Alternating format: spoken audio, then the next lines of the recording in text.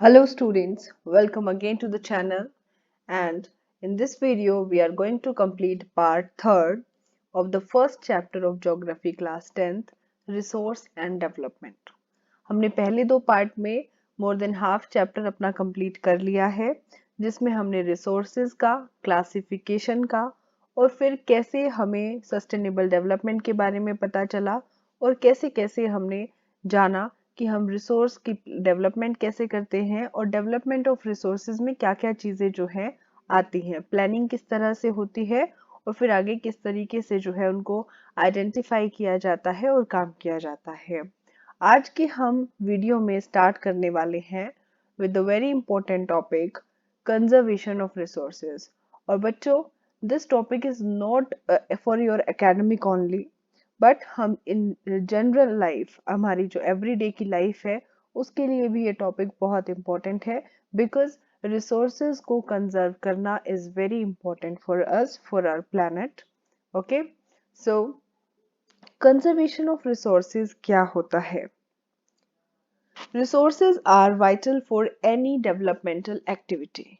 Okay, resources हमारे किसी भी डेवलपमेंट एक्टिविटी के लिए बहुत जरूरी होते हैं, but irrational consumption and over utilization, कि कोई ज्यादा कंजप्शन कर रहा है, कोई कम कर रहा है और कोई बहुत ज्यादा उसको यूटिलाइज कर रहा है, उससे क्या होती है? मैंने आपको लास्ट वीडियो में बताया था कि रिच हो जाते हैं लोग, पुअर हो जाते हैं। जिनके पास हैव्स होता है, मतलब जिनके पास रिसोर्सेज होते हैं, they became rich and otherwise poor. So क्या दिक्कत आ जाती है? प्रॉब्लम किस चीज की आती है? सोशो इकोनॉमिक प्रॉब्लम यहाँ से शुरू हो जाती है। एंड अगर आप नेचर के साथ छेड़छाड़ करोगे तो फिर क्या होगा? इन्वायरमेंटल प्रॉब्लम्स आ जाती हैं। लेकिन अब प्रॉब्लम्स आ गई और हमें पता चल गया कि प्रॉब्लम्स आ सकती हैं, तो फिर क्या करेंगे हम? उसके कंजर्वेशन के लिए कुछ प्लानिंग तो करेंगे ना। So to overcome these problems, resource conservation at various levels is important, and this had been the main concern of the leaders and thinkers in the past। और सिर्फ आज ही नहीं, हमारे जो लीडर्स थे, थिंकर्स थे, पहले भी, पास्ट में भी, वो भी इस सब चीज़ों को जो है बहुत कंसर्न तरीके से देखते थे। और गांधी जी का इस चीज़ में बड़ा ही फेमस कोट है कि there is enough for everyone's need. हमारे हर एक की नीड के लिए इस धरती पर बहुत कुछ है, but not for anybody's greed, लेकिन लालच के लिए काफी नहीं है। ओके, सो जहां पर भी आप कंजर्वेशन ऑफ रिसोर्सेज के बारे में या फिर अर्थ के बारे में या पोल्यूशन के बारे में या फिर जितने भी ये ग्लोबल वार्मिंग वगैरह होती है, उन सब के बारे में अगर ऐसे भी आप प्रिपेयर कर रहे हो तो उस सब्जेक्ट में भी आपको हेल्प मिल सकती है इस कोट से, that there is enough for everybody's need but not for anybody's greed. And he placed the greedy and selfish individual and exploitative nature of modern technology as the root cause for resource depletion at the global level। So question कैसे बन सकता है कि according to Mahatma Gandhi, what was the root cause for resource depletion? So what was that? Greedy and selfish individuals and exploitative nature of modern technology। Okay, और वो he was against the mass production and wanted to replace it with the production by the masses, कि mass production नहीं बल्कि production by the masses होना चाहिए। ठीक है, तो अब उन चीज़ों के लिए अब कंजर्वेशन हम करने जा रहे हैं, तो उसके लिए फिर धीरे धीरे कुछ इंस्टीट्यूशंस भी बनते हैं, जैसे हमने लास्ट में पढ़ा था, जो पार्ट 2 है उसमें हमने पढ़ा था एजेंडा 21, जो किसका पार्ट था, किसका डिक्लेरेशन था? जो रियो डी जेनेरियो समिट हुआ था 1992 में, जो फर्स्ट काइंड ऑफ जो है इन्वायरमेंटल के ऊपर, इन्वायरमेंट कंसर्न के ऊपर जो समिट हुआ था। लेकिन उससे पहले क्लब ऑफ रोम बनाया गया था। क्लब ऑफ रोम क्या था? बहुत सारे जो कंट्रीज थी उनके कुछ लोग जो है इसमें शामिल हुए थे और उन्होंने इस चीजों के बारे में डिस्कस करना शुरू किया था। So at the international level, the club of Rome advocated resource conservation for the first time in a more systematic way in 1968. तो क्लब ऑफ रोम ने पहली बार इंटरनेशनल लेवल की अगर बात करें, अब कोई भी चीज़ के बारे में बात हो रही है, लेकिन सबसे सिस्टमैटिक वे में 1968 में क्लब ऑफ रोम ने इसके बारे में रिसोर्स कंजर्वेशन के बारे में बात करना शुरू किया। देन 1974 की अगर बात करें तो Gandhian philosophy was once again presented by Schumacher in his book Small is Beautiful। तो उन्होंने एक बुक लिखी और उसका नाम था Small is Beautiful। कब लिखी? 1974 में। और वो किस चीज पर बेसिस थी? Gandhian philosophy. Okay. The seminal contribution with respect to the resource conservation at the global level। उसके बाद एक और बड़ा कंट्रीब्यूशन कहाँ से हुआ? ब्रटलैंड जो कमीशन रिपोर्ट आई 1987 में। ये बहुत इंपॉर्टेंट रिपोर्ट्स हैं। आपको बुक का नाम याद रखना है, क्लब ऑफ रोम कब बना तब याद रखना है, एंड दिस ब्रटलैंड जो आपकी कमीशन रिपोर्ट थी वो कब हुई, तो वो भी आपको याद रखना है, 1968, 1974, 1987। ओके। अब इस रिपोर्ट में था क्या, ये इतनी इंपॉर्टेंट थी जो अगर this report introduce the concept of sustainable development. बात कब होती है? 1992 में होती है, जब रियो में समिट होता है। लेकिन इसके बारे में जो है स्टार्टिंग कहाँ से हुई, तो वो किस रिपोर्ट से होती है? दिस ब्रिटलैंड कमीशन रिपोर्ट से होती है जो 1987 में हुई थी। और यहीं से जो है सस्टेनेबल डेवलपमेंट का कॉन्सेप्ट निकल कर आया था। पहली बार जो है इस तरीके से बात की गई थी। और फिर इस रिपोर्ट को जो है पब्लिश किया गया था, और उस बुक का जो टाइटल था वो था our common future.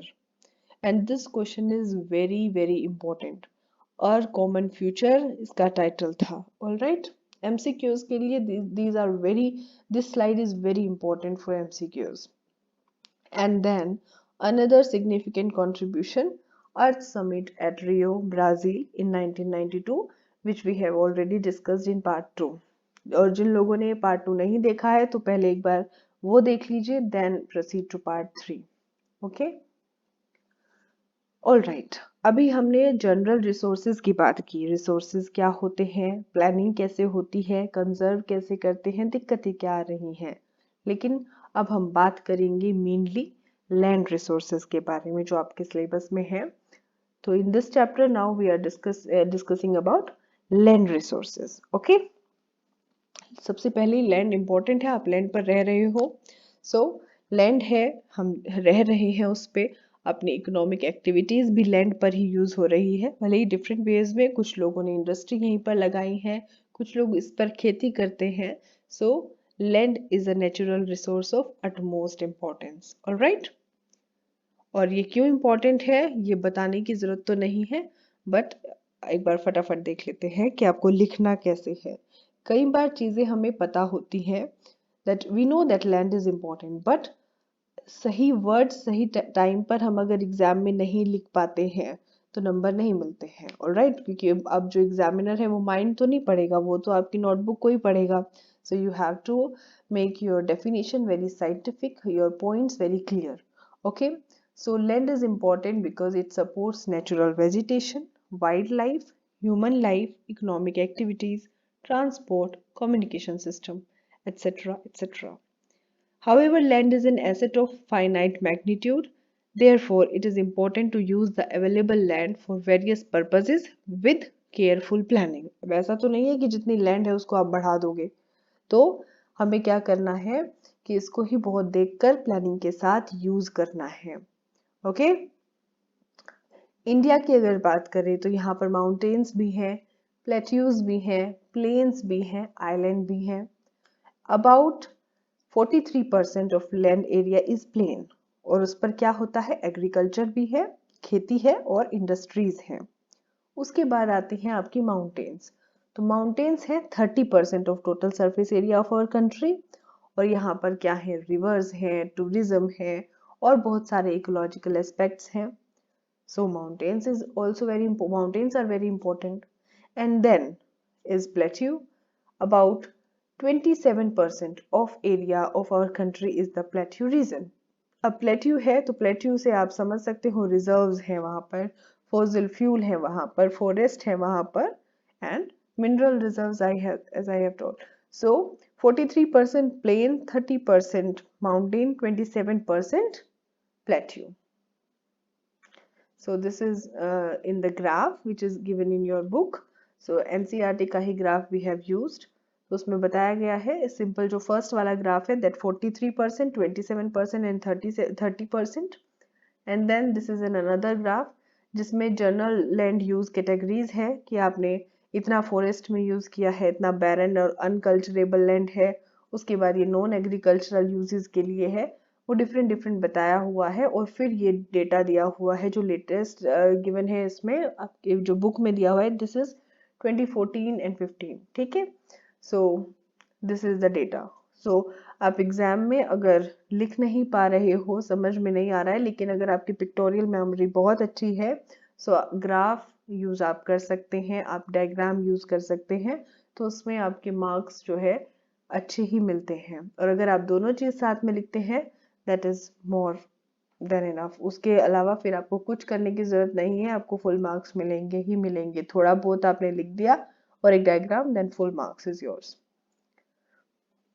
Land utilisation, अब लैंड को यूटिलाइज कैसे करते हैं। सो अभी हमने पढ़ा है कि किस किस हमारी कितनी लैंड कहाँ पर है, कितनी लैंड कहाँ पर है।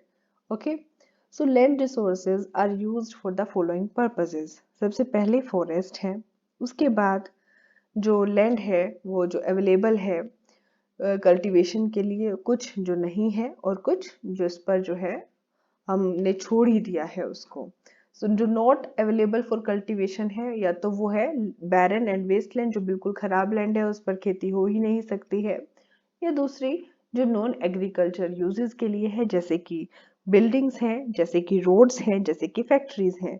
तो यहाँ पर क्या है, कल्टीवेशन तो नहीं हो सकता है ना, आप सड़क पर तो नहीं कल्टीवेट कर सकते हो कुछ, आप लोग फैक्ट्रीज में नहीं कर सकते हो।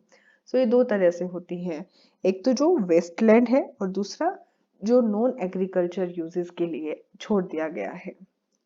देन तीसरा होता है अदर अनकल्टिवेटेड लैंड, जैसे कि जो परमानेंट पास्चर्स या ग्रेजिंग लैंड बना दी गई है। दूसरा पार्ट उसमें आता है जहां पर ट्री क्रॉप्स होते हैं। ओके, तीसरा जो कल्चरेबल वेस्टलैंड है, जो मतलब कि 5 साल से ज्यादा हो चुका है, उसको छोड़ दिया गया है कल्चर की वजह से कि वो पूजी जाती है या जो भी चीजें होती हैं, या उसको वेस्ट कर दिया जाता है, तो उसको बोलते हैं कल्चरेबल। जो आपके कल्चरेबल वेस्टलैंड होती है, मतलब कौन सी लैंड, जो आपका अनकल्टिवेटेड है, कब से कब तक, जो 5 साल से ज्यादा हो चुके हैं। ओके, 5 या 5 से ज्यादा ईयर्स। उसके बाद आता है फैलो लैंड्स। करंट फैलो, जो अभी लेफ्ट विदाउट कल्टीवेशन फॉर 1 और लेस देन 1 एग्रीकल्चर ईयर, जिसको 1 या 1 साल से कम हुआ है अभी और उसको कल्टीवेशन वहां पर नहीं होता है, तो उसको बोलते हैं करंट फैलो। दूसरी होती है अदर देन करंट फैलो, जिसको 1 to 5 ईयर्स हो चुके हैं, मतलब 2 साल भी हो सकते हैं, 3 भी हो सकता है, 4 भी हो सकता है, 5, तो 1 साल से ज्यादा हो चुका है और 5 साल तक उसको जो है अनकल्टिवेटेड छोड़ा हुआ है, वो भी आपका फैलो लैंड में आएगा। ऑलराइट, उसके बाद आता है आपका नेट सोन एरिया, जहां पर जो है आपका जो क्रॉप्स जो होती हैं वो बोई जाती हैं, काटी जाती हैं, हार्वेस्ट की जाती हैं, तो वो क्या होता है, आपका नेट सोन एरिया होता है। And area sown more than once in an agriculture year plus net sown area, या तो आपका जो 1 साल में है वो एरिया जहां पर आपने area sown more than once, जो 1 से ज्यादा बार होता है, and plus net sown area, तो उसको टोटल मिलाकर बोलते हैं gross cropped area. Okay, so definitions are very very very important. So next is land use pattern in India. अभी हमने बेसिकली देखा कि किस किस तरीके से लैंड का जो है यूज किया जाता है डिफरेंट डिफरेंट पर्पसेस के लिए। अब हम बात करेंगे इंडिया के पर्सपेक्टिव में। So land use pattern in India किस तरीके से है। The use of land is determined by both the factors, जैसे कि physical factors such as topography क्या है, वो पहाड़ है या प्लेन है, कैसे है, क्लाइमेट क्या है और वहाँ की सोयल कैसी है, मिट्टी कैसी है वहाँ की, और उसके साथ साथ ह्यूमन फैक्टर्स, यानी कि वहाँ पर पॉपुलेशन कितनी है, वहाँ पर टेक्नोलॉजी क्या है, वहाँ का कल्चर क्या है और वहाँ का ट्रेडिशन क्या है। वही सारी चीजें मिलकर जो है लैंड की यूज को डिटरमाइन करती हैं। इंडिया की अगर ज्योग्राफिकल एरिया की बात करें तो टोटल है 3.28 million square kilometre and land use data however is available only for 93% because उसके बाद क्या है, land use reporting for most of the northeast except Assam has not been done fully। उसको जो है अभी सर्वे नहीं किया जा सकता है या नहीं किया गया है। सो 93% की ही अवेलेबिलिटी जो है डेटा में वो है। Moreover some areas of Jammu Kashmir जो कि पाकिस्तान ऑक्यूपाइड जम्मू कश्मीर पीओके जिसको बोलते हैं, या फिर जो चाइना ने जो है लिया हुआ है उसको भी सर्वे नहीं किया गया हुआ है। ठीक है, तो कितना अवेलेबल है, 93%। All right. The land under permanent pasture has also decreased. जो परमानेंट पास्चर्स जो बनाए गए थे, यहाँ पर जो है पशुओं के ही जो चारा होता था उसकी बात होती थी, तो वो जो लैंड है अभी डिक्रीज हुआ है। So how are we able to feed a huge cattle population on this pasture land and what are the consequences of it. अब हम इतने सारे कैटल पॉपुलेशन है, पास्चर लैंड डिक्रीज हो रही है, तो उसके क्या क्या कॉन्सिक्वेंसेस हो सकते हैं। ओके, ये क्वेश्चन भी इम्पोर्टेंट है। उसके बाद बात करें तो most of the other than the current fallow lands are either of poor quality और the cost of cultivation of such land is very high. तो अगर हम बात करें करंट फैलो तो मतलब जो 1 साल ही हुआ है या 1 साल से कम जिनको हुआ है, लेकिन जिनको 1 से 5 साल तक जो है अनकल्टिवेटेड छोड़ दिया गया है, या तो वो लैंड पुअर क्वालिटी की है या फिर अगर आप उन पर कल्टीवेशन करते हो तो वो बहुत ज़्यादा कॉस्ट हाई हो जाएगी, क्योंकि आपको उसको फिर जो है फर्टाइल भी बनाना पड़ेगा, तो इसीलिए जो उसका कॉस्ट होगा वो हाई हो जाएगा, मेंटेनेंस कॉस्ट आप उसको बोल सकते हैं। Hence, these lands are cultivated once or twice in about 2 to 3 years, and if these are included in the net zone area, तो इसके बाद अगर हम इनको नेट जोन एरिया में इंक्लूड कर लेते हैं कि यानी कि अगर हम इन लैंड को 1 या 2 बार जो है 2 से 3 साल में जो है कल्टीवेट करते हैं, और अगर हम इनको अपने नेट जोन एरिया में इंक्लूड कर लेते हैं, तो जो परसेंटेज हो जाएगी नेट जोन एरिया की वो हो जाएगी 54%। जो टोटल एरिया है उसका 54% हो जाएगा हमारा net zone area. Okay, and ये पैटर्न जो है हर एक स्टेट टू अनदर स्टेट में जो है घटता बढ़ता रहेगा। जैसे कि 80% अगर बात करें तो पंजाब और हरियाणा में है कि पंजाब और हरियाणा में आपका 80% जो लैंड एरिया है वो नेट जोन एरिया में आता है, लेकिन अगर आप बात करो अरुणाचल की, मिजोरम की, मणिपुर की और अंडमान निकोबार आइलैंड की, तो वहां पर ये 10% से कम है, कि वहां का जो नेट जोन एरिया है वो 10% से भी कम है। सो क्या है, ये डिफर करेगा वन स्टेट टू अनदर, और जाहिर सी बात है हर एक स्टेट में तो सेम नहीं हो सकता है, क्योंकि टोपोग्राफी देखिए आप, वहाँ का क्लाइमेट देखिए, अभी हमने पढ़ा था, तो हर एक चीज डिपेंड करती है कि कहाँ पर कितने लैंड रिसोर्सेज हैं। अगर अब हम बात करें फॉरेस्ट एरिया की, तो forest area in the country is lower than the desired 33% of geographical area. तो हमारी जो नेशनल फॉरेस्ट पॉलिसी है 1952 की, उसमें बताया गया है कि जोग्राफिकल जो एरिया है उसका 33% जो है फॉरेस्ट एरिया होना चाहिए, लेकिन हमारा अभी तक नहीं हुआ है, अभी तक हम उससे बहुत दूर हैं। It was considered essential for maintenance of ecological balance. और ये क्यों है 33%, इससे क्या बना रहेगा, इकोलॉजिकल बैलेंस बना रहेगा, बिकॉज बहुत सारे लोग हैं जिनकी लाइफ जो है इन फॉरेस्ट पर ही डिपेंड करती है। A part of the land is termed as waste land and land put to other non agricultural uses.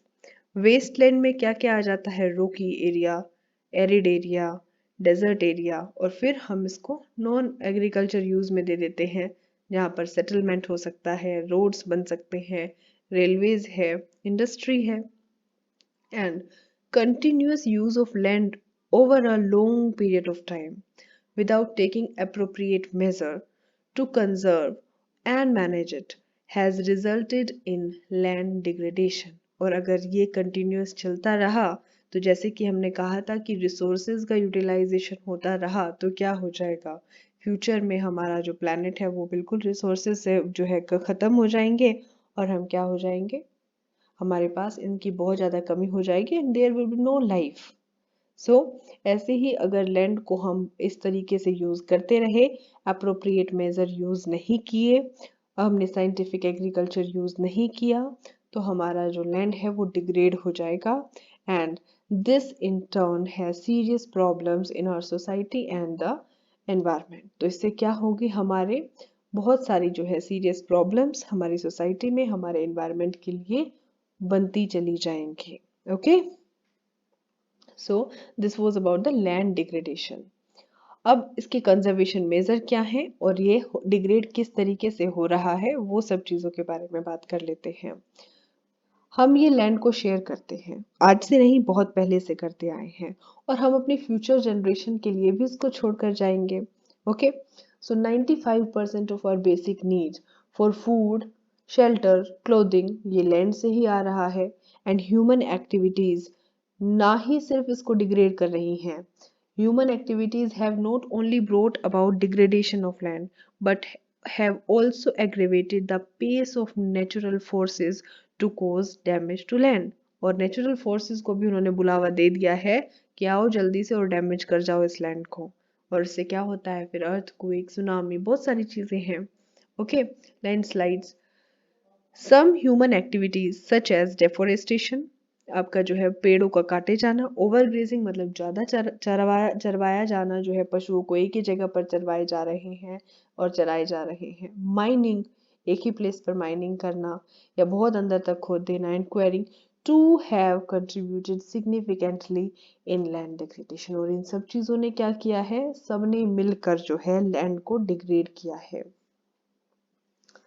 Mining sites are abandoned after excavation work is complete, leaving deep scars and traces of overburdening। मतलब कि जब जो बंद हो जाती है, एग्जीवेशन पूरा हो गया कि एक माइनिंग बंद हो गई, तो वहां पर जो है गहरे गहरे जो है गड्ढे रह जाते हैं और वो जो है बहुत नुकसानदायक होते हैं उस जगह के लिए। अगर हम बात करें कि इसके एग्जाम्पल क्या है, तो वो है झारखंड, छत्तीसगढ़, मध्य प्रदेश एंड उड़ीसा। यहाँ पर जो है डिफोरेस्टेशन हुआ है, माइनिंग करने के लिए लोगों ने पेड़ काटे हैं, जिसकी वजह से बहुत ज्यादा लैंड डिग्रेड वहां पर हो गई है। ओके, उसके बाद यहाँ पर क्या है, अगर हम इन चारों स्टेट्स की बात करें तो यहाँ पर माइनिंग मेन कोज है लैंड डिग्रेडेशन का। अगर हम बात करें गुजरात, राजस्थान, मध्य प्रदेश एंड महाराष्ट्र की, तो यहाँ पर जो है मेन रीजन क्या है, overgrazing. Overgrazing is the main reason of land degradation here.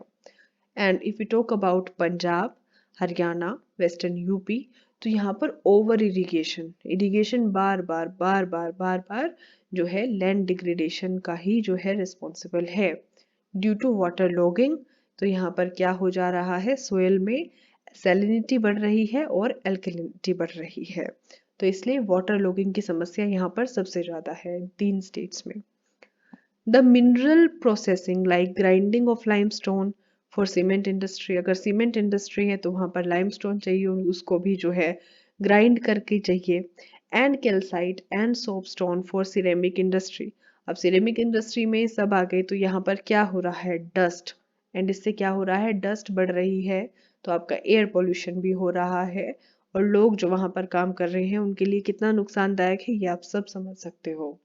ठीक है, and it retards the process of infiltration of water into soil after it settle down on the land. Okay, तो अगर हम बात करें recent year की, तो industrial effluents जो हैं वो वेस्ट की तरह से मेजर सोर्स बने हैं वाटर एंड लैंड पोल्यूशन का in many parts of country. Okay, so लेकिन अभी हमें इनको सॉल्व करना है, तो इसके लिए कुछ ना कुछ तो मेजरमेंट्स निकालने पड़ेंगे, बट सिर्फ निकालने नहीं पड़ेंगे, we should have to follow that. Okay, so there are many ways to solve the problem of land degradation. और उसमें सबसे पहली चीज आती है, जो जो चीज आप देख लीजिए कई बार हम याद नहीं कर पाते हैं, तो जैसे कि बात हो रही है हमें प्रॉब्लम्स याद हैं, तो उसी से हम सॉल्यूशन बना सकते हैं। फॉर एग्जांपल, डिफोरेस्टेशन हो रहा है, तो उसको सोल्व करने के लिए अफोरेस्टेशन कर दीजिए, मतलब कि पेड़ कट रहे हैं तो आप और पेड़ लगा दीजिए। ग्रेजिंग की समस्या ज्यादा है तो उसका मैनेजमेंट कर दीजिए। तो आपको याद दो चीज अलग अलग नहीं करनी पड़ेंगी, एक क्वेश्चन के आंसर से आप दूसरे क्वेश्चन का आंसर्स भी बना सकते हो। उसके बाद planting of shelter belts of plants, control on overgrazing, stabilisation of sand dunes by growing. क्या कर रहे हैं वहां पर, थॉर्नी बुशेस को जो है अगर हम वहां पर लगा देते हैं तो उससे क्या होगा, सैंड ड्यून्स को स्टेबलाइज किया जा सकता है। And these are some methods to check land degradation in arid areas. Okay, proper management of wasteland, mining activities, proper discharge and disposal of industrial जो waste है, effluents and waste है, तो उससे क्या हो सकता है, land and water degradation जो industrial and सब urban areas है उसमें कम हो सकता है। ओके, तो जहाँ पर पेड़ कट रहे हैं वहाँ पेड़ लगा दिया जाए, ग्रेजिंग की समस्या के लिए जो है प्रॉपर मैनेजमेंट किया जाए। अगर बात करें जहाँ पर डेजर्ट है या जो जो आपका सैंड वाला एरिया है, एरिड एरिया है, वहाँ पर जो है थॉर्नी बुशेस लगा दिए जाएं, ठीक है, कांटे वाले जो पेड़ होते हैं। और ओवर ग्रेजिंग पर कंट्रोल किया जाए तो उन सब चीज़ों से क्या है, लैंड डिग्रेडेशन कम हो जाएंगे। तो हम उससे क्या है, लैंड को जो है वापस से सही कर सकते हैं। Okay, so proper management of all these things can prevent land degradation. So this was about part 3 of your video. Part 4 में हम soils के बारे में पढ़ेंगे कि किस किस टाइप के soils होती हैं, कहाँ कहाँ पर जो है distributed है, कि alluvial soil है, black soil है, इन सारी soil के बारे में आराम से पढ़ेंगे। और जो आपको टफ लगता है वो आपके लिए इजी बना दिया जाएगा, विद पिक्चर्स आपको जो है इन पॉइंटर फॉर्म सोइल्स कंप्लीट करा दी जाएंगे। So don't worry about that. आप ये तीनों पार्ट्स देखिए, बार बार देखिए, रिवाइज कीजिए, एंड मैक्सिमम रिवीजन ही is only the key to get good marks in your exam. ठीक है, minimum resources and maximum revision. All right then, thank you and don't forget to subscribe.